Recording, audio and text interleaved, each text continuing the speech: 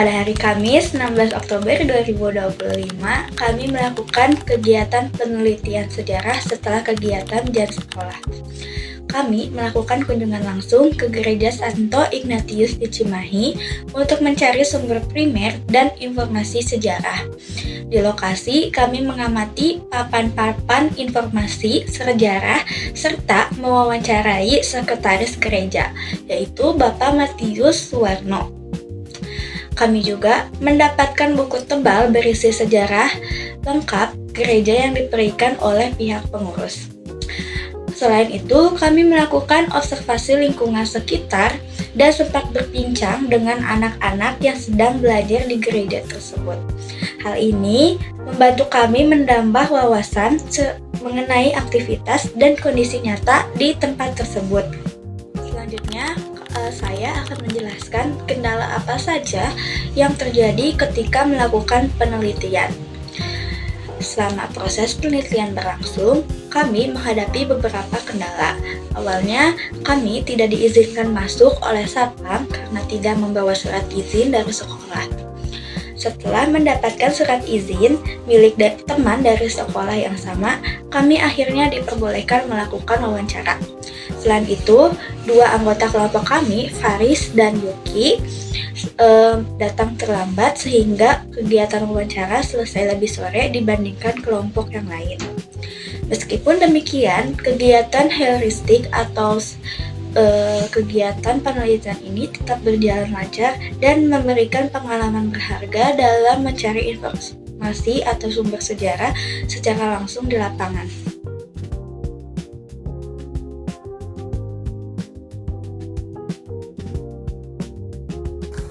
Nah, jadi Gereja Santo Ignatius ini berdiri pada masa kolonial Belanda. Ketika Cimahi itu sedang dikenal-kenalnya sebagai barak militer. Nah, jadi pada saat itu banyak warga sipil yang beragama Katolik yang membutuhkan tempat ibadah. Karena belum adanya fasilitas gereja di zaman itu, maka gereja ini dibangun untuk melayani komunitas Katolik yang khususnya itu anggota militer Belanda. Nah, gereja ini resmi didirikan pada tahun 1908. Beriringan dengan pembangunan berbagai fasilitas kolonial lainnya seperti rumah sakit, stasiun Cimahi, penjara Poncol. Seiring bertambahnya jumlah umat, bangunan gereja mengalami perluasan ke arah selatan untuk menampung banyak jemaat. Nah, arsitektur Gereja Santo Ignatius memiliki ciri gaya kolonial khas Eropa dengan elemen arsitektur khas gereja. Nah, seperti menara gereja, kaca patri, dan juga orientasi bangunan dan altar. Nah, seperti di menara gerejanya. Menara gerejanya selain berfungsi untuk sirkulasi udara, menara gereja ini juga melambangkan hubungan antara manusia dan juga Tuhan yang bentuknya lancip ke atas seperti ini. Nah, terus juga kaca patri. Kaca patri ini awalnya hanya untuk masuknya cahaya matahari yang memanfaatkan timur ke barat, yang memanfaatkan arah matahari dari terbit sampai ke turun matahari. Nah, selain itu kaca patri juga menghadirkan suasana spiritual yang tenang.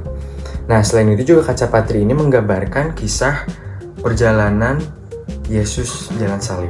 Orientasi bangunan altar dengan posisi pintu masuk dari arah timur ke barat itu juga mencerminkan liturgi umat Katolik sebagai harapan akan kebangkitan.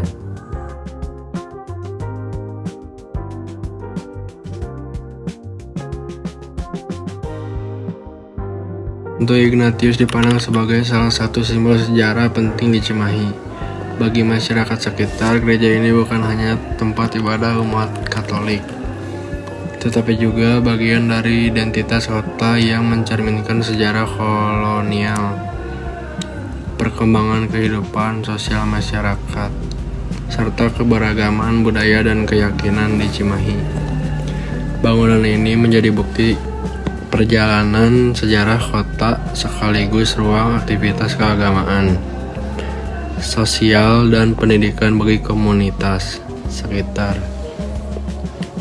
Keberadaannya mengingatkan masyarakat akan warisan masa lalu dan pentingnya menjaga situs bersejarah sebagian dari karakter kota Cimahi yang kaya nilai historis.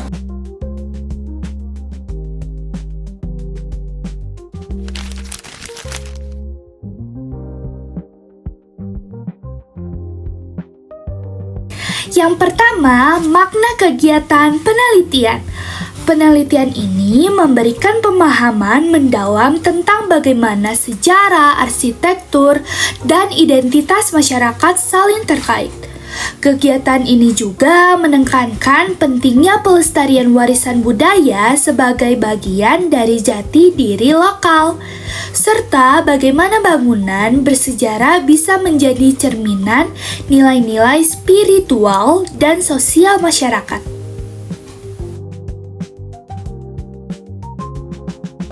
Sejarah gereja mengetahui proses berdirinya gereja Santo Ignatius pada masa kolonial Belanda, membantu memahami konteks sosial, politik, dan budaya pada zaman itu. Arsitektur dan simbolik. Memahami unsur arsitektur khas gereja seperti bentuk, ornamen, dan tata ruang, serta makna simboliknya menunjukkan bagaimana desain fisik bangunan menyampaikan pesan spiritual dan estetika. Makna sosial mengetahui bagaimana masyarakat sekitar memaknai gereja sebagai bagian dari identitas kota Cimahi, menegaskan hubungan antara warisan budaya dan kehidupan sosial masyarakat. Nomor 3 yaitu pembelajaran yang didapat. Pentingnya menghargai dan melestarikan bangunan bersejarah sebagai bagian dari memori kolektif. Cara menafsirkan arsitektur dan simbol dalam konteks sejarah dan budaya, keterkaitan antara sejarah arsitektur dan identitas masyarakat dalam membentuk karakter suatu kota. Kegiatan penelitian meningkatkan kemampuan observasi, analisis, dan penulisan ilmiah berbasis fakta sejarah.